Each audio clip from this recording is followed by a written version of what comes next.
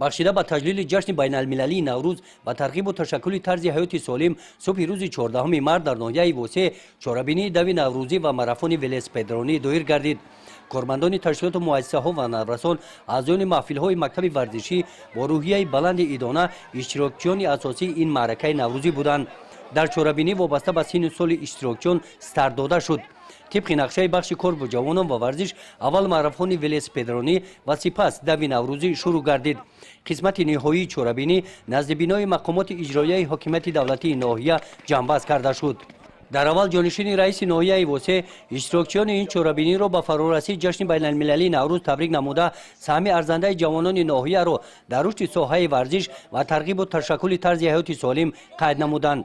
در این چوربینی از نام بخش کار با جوانان و ورزش اشتراکچیان فعال با دیپلم و مکافات ها قدر کرده شدند.